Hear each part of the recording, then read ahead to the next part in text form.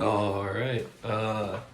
Wanted to do a quick video just to touch on anything that might kind of come up as a problem. Not a problem, but a little quick fix. So, the exhaust fan is on right now, off. This has only happened twice in a little over 2 years of us living here. But if you have the fan on and it won't turn off, no matter how many times you hit off, find a pen, a screwdriver. I'm using a very small Allen wrench here. And what you'll do is you'll put it right here on this little button. This is your reset button. So if the exhaust fan won't shut off, hit this reset button, it'll shut it off, and then you'll be good to go.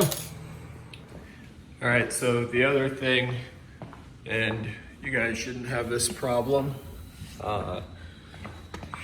sometimes this will be locked, and you pull on it, even though it's locked, it just won't lock. Now, I say you guys shouldn't have this problem because I can't imagine you'll have toddlers running around constantly yanking on locked doors. But if that is the case, if you do come across that it doesn't latch when it's locked, all you need to do is this screw right here just needs to be tightened. Usually, tighten it to the left, as always kind of put it back in line. But if that doesn't work, give it a few turns to the right. But either way, it is this screw right here, if for whatever reason the door isn't latching when you lock it. All right, another thing, so for your furnace, we've had no problems with our furnace or our water heater, but did want to show you as you come in here. We are in the garage, so when it comes time to change your furnace filter, it's down here. You see where the Sharpie is. There's two screws or two knobs right here, right here. So you just loosen these and be careful. There's some sheet metal on this side that you can cut your finger on. So be mindful of that. But you'll just unscrew these.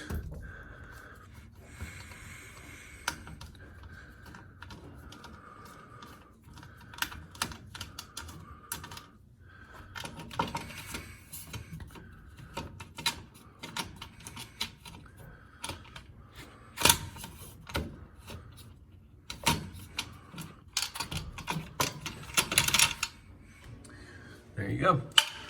And then your filter slides in just like that. On the filters that you have, they should all have a directional arrow on airflow. So like this one. So we've got it labeled right here on which way the airflow needs to go. And you just match up that arrow.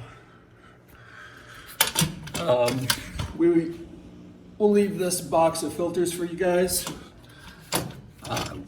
We'll say this 15 by 20 filter size is not the most common ones that are sold in the store. Like if you just run to Meijer or Walmart or something like that. Truthfully, we've found it easiest just to order it off Amazon and have them delivered. So yeah, but again, we will leave this box for you guys. Get some extra filters. and go in here. Also, there's some remnant tile in case you need that if anything gets torn up. But yeah, that's what you do for your air filter. So another thing that might come up on your exhaust, it's not necessarily a problem, it just might be irritating. You come over, this is your power button for the exhaust itself. Okay, you need to hear that running. I'll turn it off. This is for your light. Hit it once, normal, twice, it's lighter. One more time, you turn it off. Sometimes when you hit it, it'll automatically go to this. That's the dimmer setting. And if you don't like that setting, then if it's going to that automatically, it's usually because there's like a little bit of grease buildup, whether it's from fingers, lotion, or cooking. A lot of times you can just take a rag, a washcloth to it, a napkin, anything like that. But yeah, if for whatever reason you're trying to hit this light and it automatically goes to that dimmer, then you just need to get this wiped down with some type of cloth. You should be good to go. All right, I did want to talk about the water filter. You should be good on the filter that's in here, but when it needs to be replaced, what'll happen is right here above the ice maker and the water thing, it'll say water filter, and this will turn like an orangish yellow color. So when that comes on, what you'll need to do, this will be cleaned out. This back here, this twists, and you want to be careful because it will have water in it. So you'll untwist it, carry it over, and just turn it upside down in the sink, let it sit. We've gotten our replacement filters from Amazon. You might be able to get it from Lowe's or Home Depot. It's been, I think, cheaper just to get it off Amazon. I will say the pain is that they're like $80, $90. So yeah, that's a bit of a pain. But again, so if this light comes on, you just untwist it, put it in the sink, put your new one in there, twist it to lock it. It'll make some noise, you'll hear it filling up, and then you'll come over here and just hit, as it says, reset, hold 3 seconds. So you'll just hold that button down and that light will go away. All right. Yeah, one more thing. Once it comes to, fall and it starts getting colder out, if you do have a sprinkler or a hose or anything hooked up to your spigot on either side of the house, there's one on both sides. Once we get our first freeze, or it looks like we're about to get our first freeze, you're going to want to make sure you come over here, make sure this is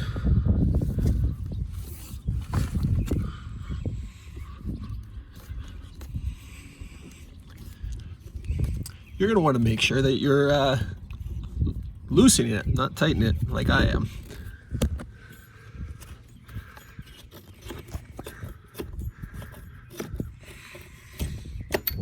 So, yeah, kind of self-explanatory, but you definitely want to make sure anything is disconnected from the house before a freeze comes in. Be really bad for the pipes. especially like if you have an automatic sprinkler or anything. But if you don't plan on watering or having a timer on an automatic sprinkler and you don't have anything hooked up, then you have nothing to remember once that first freeze starts to come through. Another thing, this light post out here, because there are no street lights in the area. That's one thing that Ashland Park was able to get away with, is there's no street lights because all of these lampposts in everyone's yard is on an automatic. So once it gets dusk, what'll happen is this little solar sensor right here will trip the light to turn on. So for whatever reason, if this doesn't, if the light doesn't come on, there's no light switch for it. It just means your bulb is bad. So in fact, if I cover this, it should. Maybe.